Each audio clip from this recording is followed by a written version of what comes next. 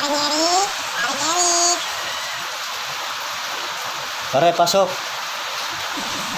Parang Eric. Bakit parang malungkot ka? Kasi yung inaanak mo, binugbog. Sino bumugbog? Mga classmate niya. Ano ginawa mo?